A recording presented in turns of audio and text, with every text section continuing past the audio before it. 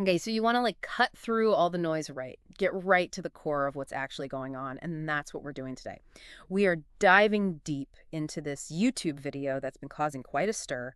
It's called Dear Black Africans, You Are in a Racial War, from the channel Hammer. Yeah, this video doesn't pull any punches right out of the gate. Hammer's arguing that black Africans, all over the world and on the continent are in the middle of a racial war. They may not realize it, but he says it's happening. Yeah, exactly. So for this deep dive, we're going right to the source, like the transcript of this video. We want to unpack like all of Hammer's claims. We'll look at how he gets there, how he connects the dots, and then we'll zero in on what he sees as the big, like overarching issues when it comes to race and Black Africans everywhere. So right off the bat, Hammer jumps into this idea of forced racial classification. What's interesting here is that he's saying outside of Africa, the specifics of your identity, like being Igbo or Yoruba, it all kind of gets lumped together. Yeah. You're just black African. So it's like all the complexity and diversity within Africa gets kind of erased and simplified into just black from the outside. Right. And he's saying this isn't random. There are consequences to how this happens. And his point is that a lot of black Africans just don't really question it. They just accept it. Like it's just the way it is, right? Yeah. And, he even uses this example of North Africans calling black Africans Habib. He sees that as one way this kind of plays out. It's like the broader shared African identity gets flattened, right? Turned into something else from the outside. And this ties into something really important, right? Like how we see ourselves versus how the world sees us. Exactly.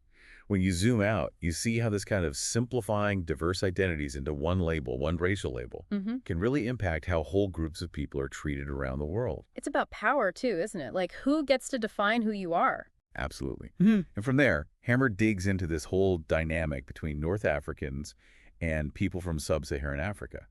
He's very direct about it. He says that North Africans mainly see themselves as separate, more aligned with the Arab League. Like they're drawing a clear line. Yeah. And he emphasizes that North African countries make a point of showing that they're different from black Africans.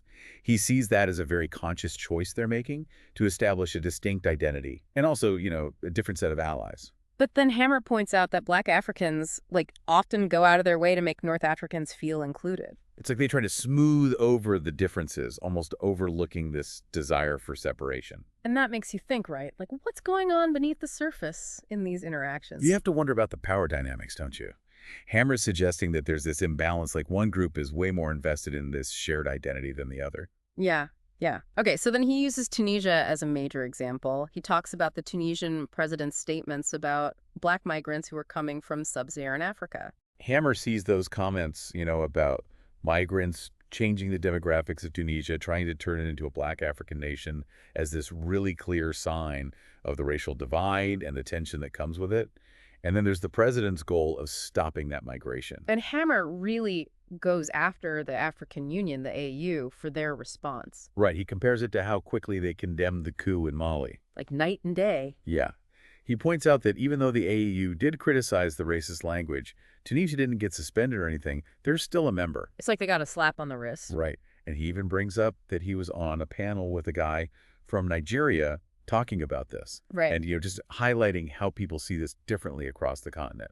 So that contrast that Hammer's drawing is really important, right? It's like, is the AU being inconsistent in how it deals with problems within its own member states? Yeah. And the fact that Tunisia didn't get the same treatment as Mali, in Hammer's view, that raises questions about, like, what really matters to the AU and who's pulling the strings. So this all feeds into his main argument. Right. The racial war that black Africans are fighting, not just globally, but within Africa itself. Like on their own turf. He's saying that globally, black Africans are stuck at the bottom. He calls it the bottom of the totem pole. And then he gives examples of how this plays out within Africa, too, like North Africans using Habib toward black Africans, or Somalis allegedly calling black folks jar. And those are just a couple of examples, but they drive home his point about the division and disrespect within Africa along racial lines. Even if those are like anecdotal, specific cases, they show how Hammer sees racial prejudice and discrimination. It's like this idea of a totally unified Africa, it gets complicated. Because race is part of the equation internally, too. It can't be ignored. Right. And then the video shifts to this news report about migrants who were stuck at the border between Tunisia and Libya. There were like 1,200 people women, children, left in awful conditions. It's a really rough situation. The big thing here is that these migrants were supposedly rounded up in Tunisia. Remember the president's comments. And then they were taken to this dangerous border area. Human Rights Watch has been really vocal about this, calling it a collective expulsion of black migrants, mostly from sub-Saharan Africa. So a human rights violation, basically. And they're saying Tunisia is breaking international law. They're calling for help, like humanitarian aid, because the situation is so bad. And the thing that Hammer grabs onto is that the reporter on the scene, they specifically called these people black Africans from West Africa. Not just Africans. Right. And for Hammer, that's proof. He sees it as them making a clear racial distinction on purpose. That choice of words, black African versus just African, it plays right into Hammer's argument. Like they're putting a racial lens on this whole thing, separating sub-Saharan Africans from North Africans. And that leads to Hammer's theory that North African nations are playing both sides, right? Yeah. He's saying they team up with the Arab League, but then they also claim to be African when it benefits them. It's about strategy. Right. And he thinks it's specifically to stop black Africans from forming a strong, unified group. Then he lays out the numbers. 8 countries in North Africa, 4 in the Horn of Africa, and 42 majority black African nations. He's showing the potential power, right? Like the voting bloc that a united black Africa could have. Yeah, strength in numbers. And he argues the North African countries are scared of that. They don't want to be pushed aside or, as he puts it, iced out if black Africa gets its act together. And he even compares it to how minorities in the U.S. might downplay white racial identity to gain power. It's a bold comparison. Right. But it illustrates this idea of navigating a complex system, majority-minority dynamics. Hammer's point is that North African nations, since they're a smaller group in Africa, they might not want a super strong, unified African identity, especially if it's based on race. They want to hold on to their own position. It's about not being swallowed up, right? Okay, so then Hammer shifts gears and goes after what he calls European hypocrisy around immigration. Especially given Europe's history, all the colonialism, taking resources from Africa. He thinks it's really two-faced for European countries to now be all about strict immigration, like Europe for Europeans. Close the doors now that they've taken what they wanted. Exactly. And he reminds us about things like the Berlin Conference, how Europeans carved up Africa. And then you have settler colonialism in places like Zimbabwe and South Africa. They definitely weren't saying for Europeans only back then when they were taking land and resources. Oh, they made the rules and then changed them. And he brings up the U.S. and migration from South America too, linking it to the Monroe Doctrine. It's all about powerful countries keeping their neighbors weak. Maintaining control. Right. And he's saying it's the same with Europe and Africa, that there's this intentional effort to keep black African nations poor while North Africa is doing better, except for South Africa. And he says that's because of the history of white minority rule there. He even claims, and this is a serious allegation, that North African countries are being paid to be harsh toward migrants who are trying to reach Europe. Like they're the gatekeepers. Right. So then he moves on to what he sees as this lack of unity among black Africans and this missing what he calls a killer instinct when it comes to power. Like they're not playing the game hard enough. Yeah. He's frustrated that black African nations don't seem to react strongly when North Africa does something they see as wrong. Like, remember how Mali and Burkina Faso got suspended from the AAU after those coups? But Tunisia didn't get hit that hard even with the president's comments. It's like there's a double standard. That's how Hammer sees it. And he thinks black African leaders are hesitant to call out North Africa, especially when it comes to race and how they're treated. Too afraid to rock the boat. Maybe. He says black Africans avoid facing this racial reality head-on, to avoid tough choices. Like maybe they need to distance themselves from North Africa and parts of the Horn of Africa, but he thinks they lack the ambition and this killer instinct for getting power. So it's like they're getting outmaneuvered because they're not ruthless enough. That's his argument.